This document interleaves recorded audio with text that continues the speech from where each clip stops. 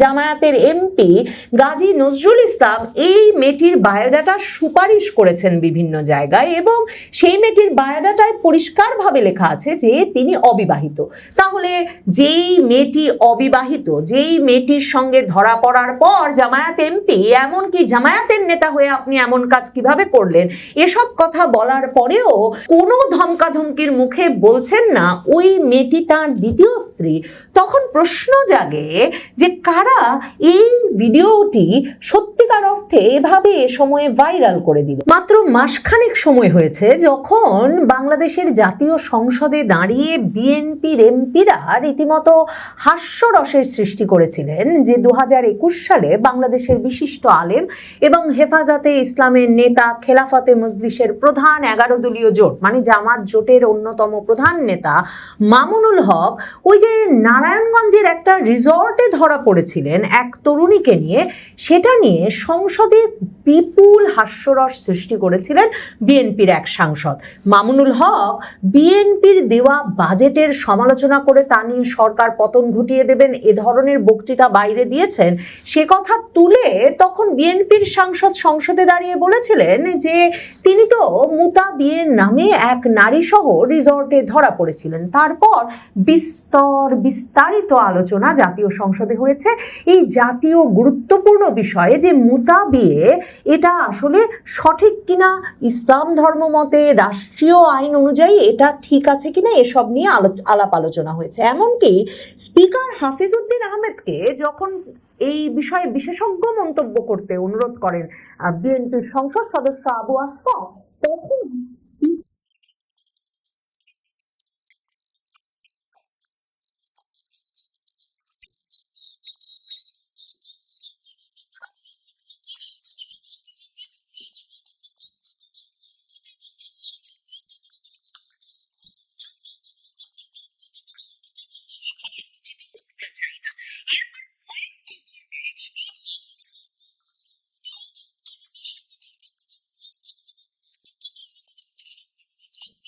তখন আপনি ভাবুন যে একজন সংসদ সদস্য সে প্রসঙ্গ তুললেন, স্পিকারের কাছে মন্তব্য জানতে চাইলেন, স্পিকার বিস্তারিত মন্তব্য করলেন, তারপর পয়েন্ট অফ অর্ডারে জামায়াতের এমপি মুজিবুর রহমান দাঁড়িয়ে বলেন যে একসময় মুতা বিয়ে করা যেত, এটা এখন হারাম হয়ে গেছে, নিষিদ্ধ হয়ে গেছে, এখন আর করা যাবে না। এরপর মামুনুল হক, যাকে অনেকেই 501 নম্বর রুমের মামুনুল হক হিসেবে অভিহিত করেন, কারণ ওই যে রিসর্টে তিনি ধরা পড়েছিলেন সেই রিসর্টে তিনি 501 নম্বর রুমে ধরা পড়েছিলেন, এবং তখন বেরিয়ে এসেছিল যে তিনি যে ধরা পড়েছেন আইন শৃঙ্খলা রক্ষাকারী বাহিনীর সদস্যরা, তখনকার মামুনুল হকদের অভিযোগ অনুযায়ী তখনকার ক্ষমতাসীন আওয়ামী লীগের বিভিন্ন অঙ্গ সংগঠনের নেতা কর্মী পর্যন্ত নাকি ওই মামুনুল হককে বেকায়দায় ফেলতে ওই ঘরে পৌঁছে গেছিলেন। লাইভ সম্প্রচার করা হচ্ছিল তখন মামুনুল হককে ওই ঘর থেকে। এসব ঘটনার পর 501 নম্বর কক্ষের নামে মামুনুল হক সারা দেশে ব্যাপক পরিচিতি পান, এবং সে সময় দেখা যায় মামুনুল হক তার প্রথম স্ত্রীকে ফোন করে বাথরুমে লুকিয়ে রাখা ওই তরুণীকে তার একজন ঘনিষ্ঠ সহকর্মী হাফেজ শহীদুল ইসলামের স্ত্রী বলে পরিচয় করিয়ে দিচ্ছেন। অন্যের স্ত্রীকে নিয়ে মামুনুল হক কি করছিলেন ওই ঘরে, সেটা নিয়ে এরপর সারা দেশব্যাপী তোলপাড় শুরু হলে মামুনুল হক এখন এই এত বছর বাদে এসে সংসদে তার ওই পরকীয়া নিয়ে আলোচনার পর ফেসবুকে স্ট্যাটাস দিয়ে বলেছেন যে তিনি মুতা বিয়ে টিয়ে করেন নাই ওই মহিলা, তার ঘনিষ্ঠ সহকর্মীর স্ত্রী হিসেবে প্রথম স্ত্রীকে এই তরুণীর পরিচয় তিনি দিলেও আসলে তাদের বিয়েটা আগেই হয়ে গিয়েছিল। কিন্তু প্রথম বিয়েতেও মামুনুল হকের কাবিন নাই, দ্বিতীয় বিয়েতেও তার কোনো কাবিন নাই।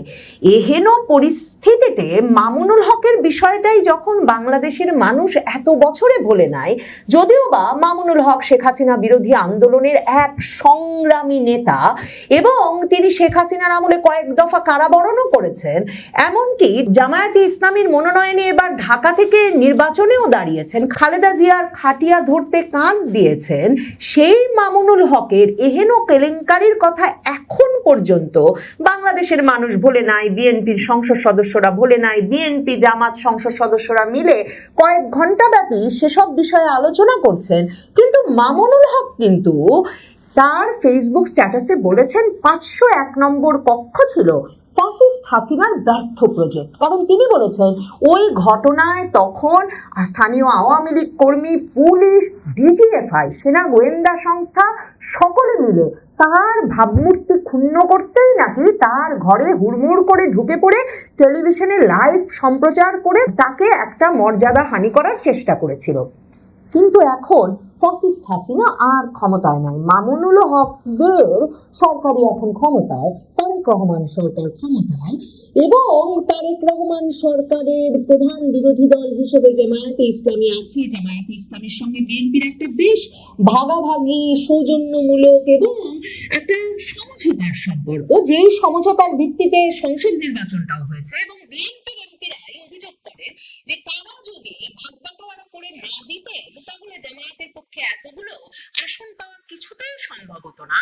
এমন একটা ভাগবাটোয়ারার সংসদ সরকার যখন ক্ষমতায়, তখন একজন জামায়াতের এমপি, সাতক্ষীরার এক এমপির আবারও এমন ভিডিও ভাইরাল হয়েছে যেটা সরাসরি ভাবে মামুনুল হকের সেই 501 নম্বর কক্ষের কথা সবাইকে মনে করিয়ে দিচ্ছে। এটা কোনো টেলিভিশন লাইভ টাইভ করার প্রয়োজন হয় নাই, সামাজিক যোগাযোগ মাধ্যমে অসংখ্য ভিডিও ঘুরে বেড়াচ্ছে, যেসব ভিডিওর কোনোটিতে রীতিমতো ওই এমপিকে উত্তর দিতে দেখা যাচ্ছে। এবং যেমন ভাবে মামুনুল হক ওই তরুণী সহ ধরা পড়ার পর সেই তরুণী তার স্ত্রী ওই ঘরে বসে কখনো মুখ দিয়ে সে কথা উচ্চারণ করেন নাই, না আইন শৃঙ্খলা রক্ষাকারী বাহিনীকে বলেছেন, না লাইভ টিভিকে বলেছেন, না তার প্রথম স্ত্রীকে ফোন করে বলার সাহস করেছেন যে এটা তার দ্বিতীয় স্ত্রী, বরং বলেছেন ওটা তার ঘনিষ্ঠ সহকর্মীর স্ত্রী। এ দফায় এক 18 বছরের কিশোরী, অন্তত 18 বছর তার এখন বয়স হয়েছে বলে দাবি করা হচ্ছে বটে, সেই কিশোরীর সাথে যখন জামায়াতের এমপির ভিডিওগুলো ভাইরাল হয়ে পড়েছে, এবং অসংখ্য ভিডিও, অনেক রকম ভিডিও, অনেক অ্যাঙ্গেল থেকে নেওয়া, যেখানে তাদের ঘনিষ্ঠ মুহূর্তের ছবি পর্যন্ত আছে,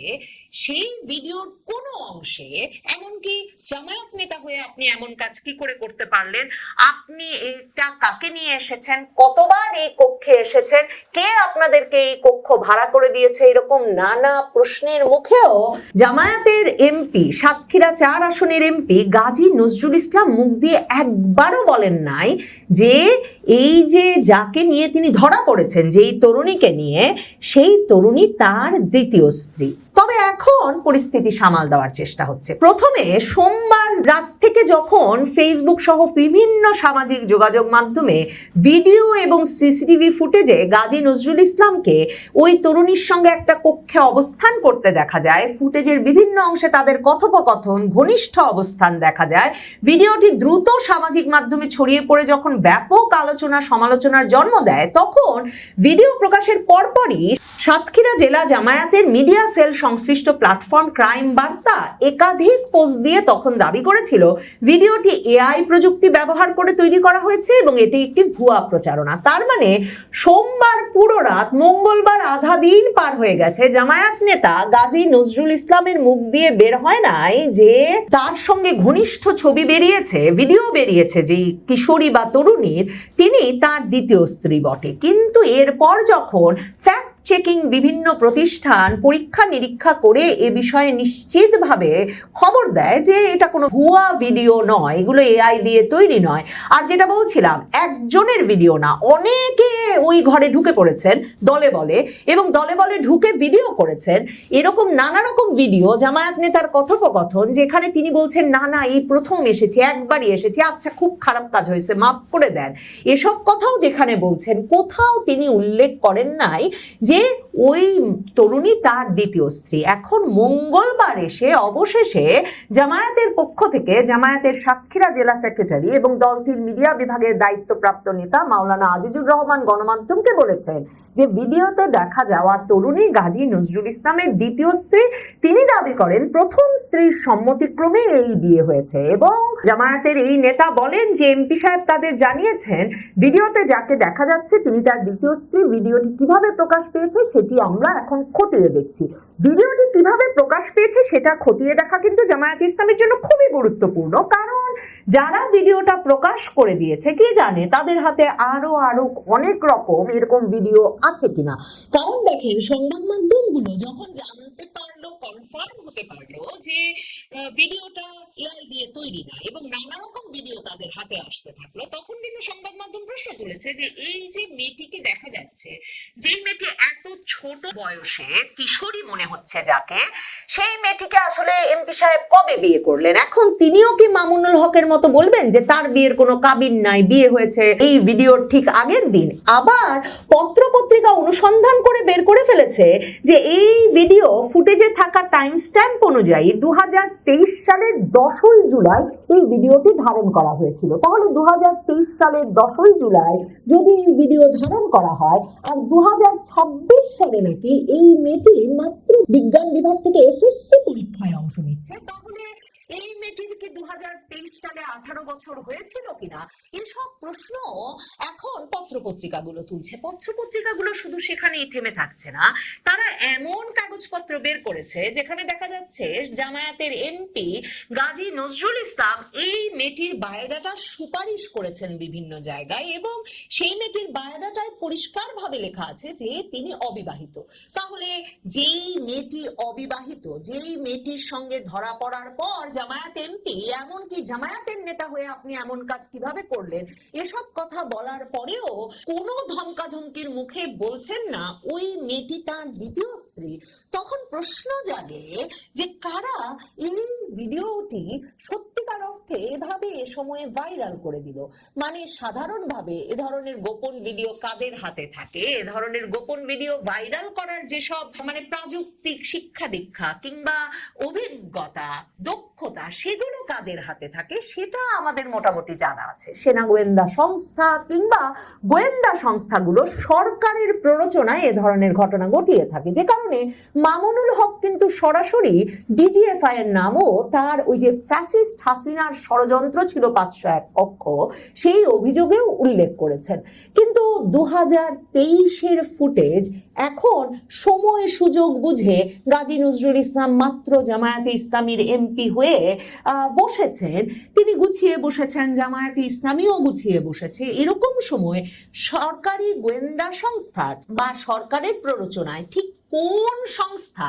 এসব ভিডিও ভাইরাল করে দেওয়ার অনুপ্রেরণা পেল? কেনই বা জামায়াতে ইসলামীর বিষয়ে এমন অবস্থানে চলে যাওয়ার সিদ্ধান্ত নিল সরকার? নাকি সরকার করছে না, গোয়েন্দা সংস্থাগুলোর ভেতরে 2023 সালে শেখ হাসিনা সরকারের যে ঘনিষ্ঠ অংশগুলো ছিল তারা এমন ঘটনা ঘটাচ্ছে? এই প্রশ্নগুলো জামায়াতে ইসলামীর এই ভিডিও ভাইরাল হওয়ার পর নিশ্চিতভাবেই মনে জাগে। নাকি বাংলাদেশে এখন আবার সেই পক্ষ সক্রিয় হয়েছে কিংবা